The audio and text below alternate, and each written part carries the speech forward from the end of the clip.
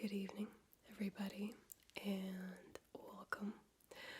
I always dread doing intros for videos because I feel like every ASMR video ever has the exact same intro where it's like, hi, welcome to tonight's video.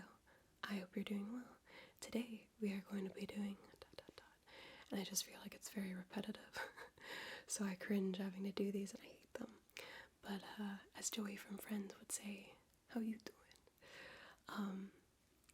Anyways, so if you have never visited my channel before, hi, welcome. I just started doing this series last month on my channel, where it's kind of like a book club type of thing. So I go through the books that I've read for that month, talk about the plot line without spoilers, and just kind of give a little mini review and whether I would recommend it or not. Forewarning, I exclusively read fiction fantasy. Like I don't read anything else, so if you're into that, you'll love this. But anyways, I'll keep this short and sweet. Let's just get into the books. So the first two books that I read for February were Empire of Night and Forest of Ruin. So if you watched last month's video, I read a book called Sea of Shadow, and these are the last two books in the trilogy. Now, this series left me feeling very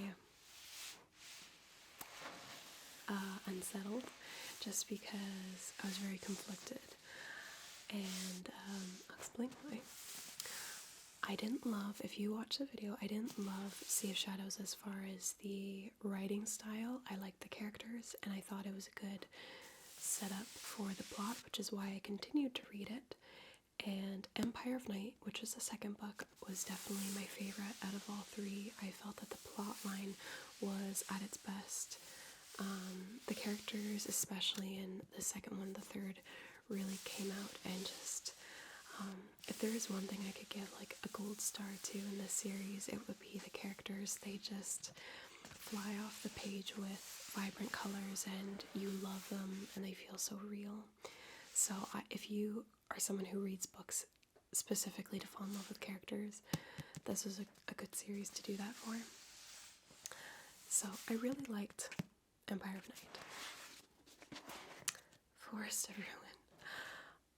When I finished the second book, I had so many high hopes for the third one, and I liked it going into it, but I felt like the climax was in the middle of the book, and I'm like, wait, are we at the climax already? And I kept waiting and waiting for the climax to happen and waiting for it to get bigger, and then I felt like it kind of went in a triangle where it went directly up and then down. And the very ending of the book, like I'd say the last quarter of the book, I just kept waiting for like the big bam moment, and especially when they're like going face to face with the antagonist, and then it happened, and I'm like, that's it. I felt that the antagonist was very, very downplayed in the last few chapters. It made me really angry, to be honest, because I'm like, okay, you built all this suspense and made him feel so threatening, and then just to like off the end of the earth, it just, I don't know, I was really frustrated. There was also something in the first book that was left unanswered. It was never answered throughout the series, and I was really angry about that. So I don't know if it was just one of those things that the author left it up for interpretation. Spine has an interesting tapping sound. Sounds like wood. But I don't know if the author purposely left it for interpretation, but I'm the type of person that wants closure. Like, I want to know from the author, because I had a feeling like I knew what it was, like the answer to it, I guess. But that was never answered. So if you're someone who like relies on closure, that will bug you about this series.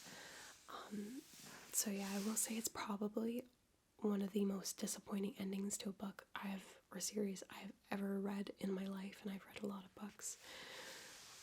But I still think I would recommend the series just for the characters and the plot line, because it's so good up until the last quarter of the last book. I am also like hyper picky about books because I read so much fiction fantasy.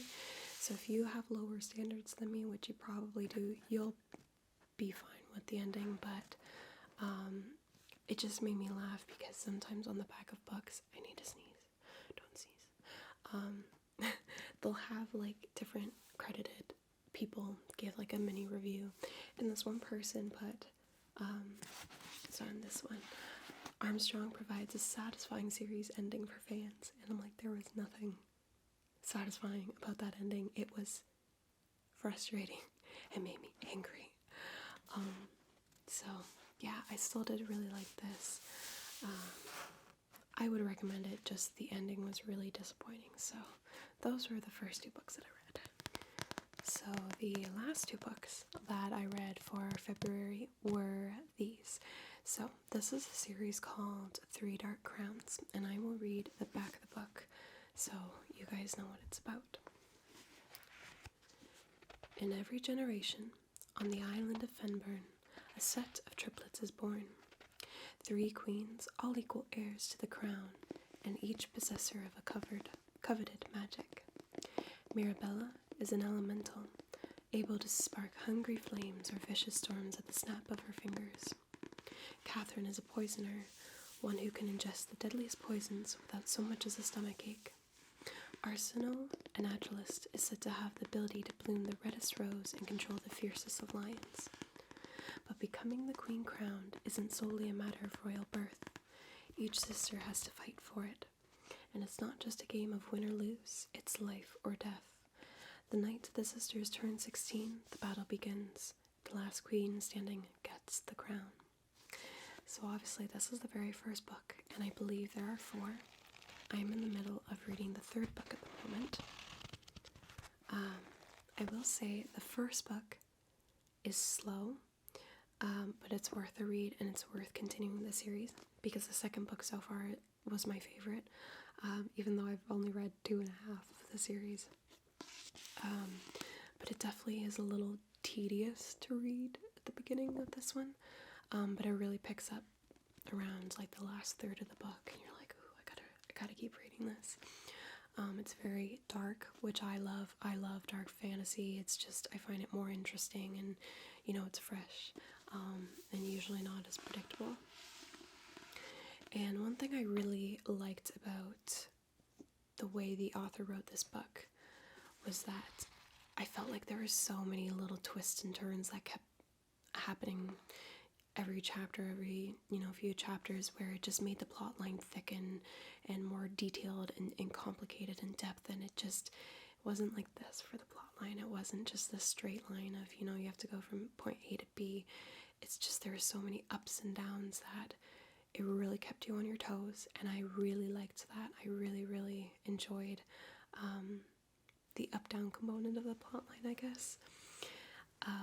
I will say the first book, similar to Sea of Shadows, I felt the writing was a little mechanical, a little bland, but it got better in the 2nd book, and I find that the characters are really well written, and I'm really enjoying this. So the 2nd book is called One Dark Throne.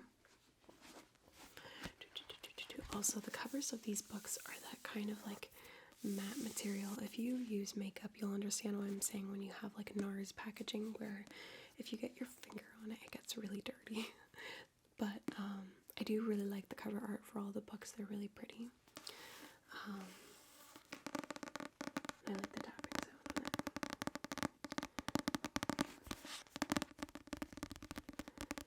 But I do have the last 2 books, and they are hardcover just because there was a sale, and I think it was like $18 per book when the hardcover was usually like $25, so I was like, I can't say no. But I really am enjoying this so far. So if you really like kind of dark fantasy and you just need something a little more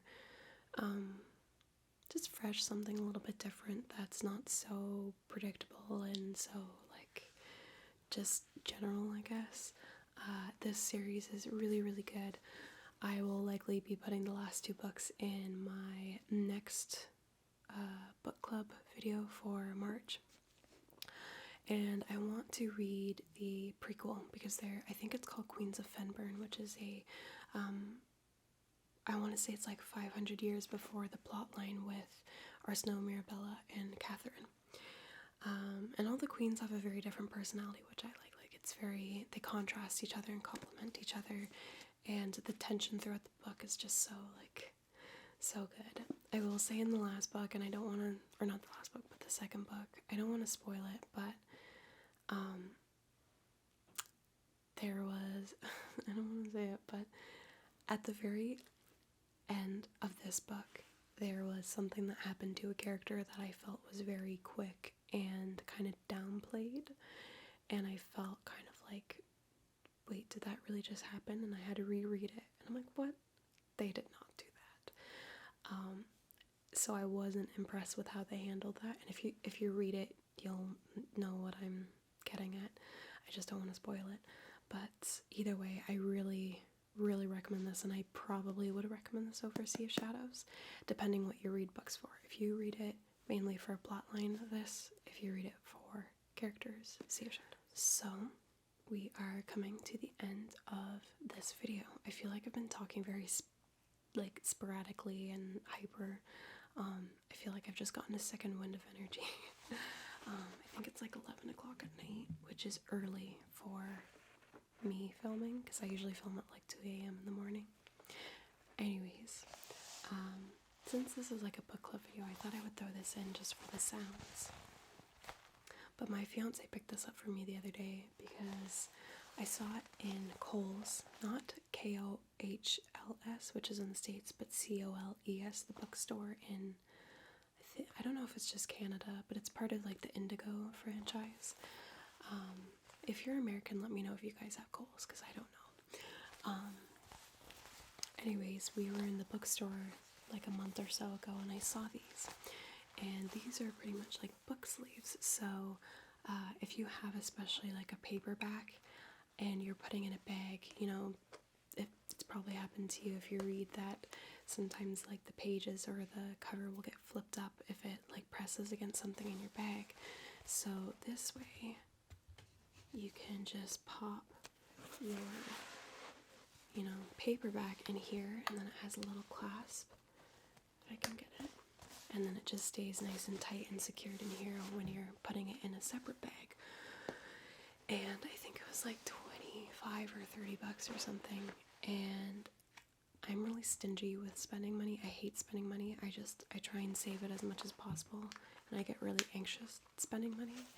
And so there was one time in the store, I picked it up, I'm like, I'm gonna get it.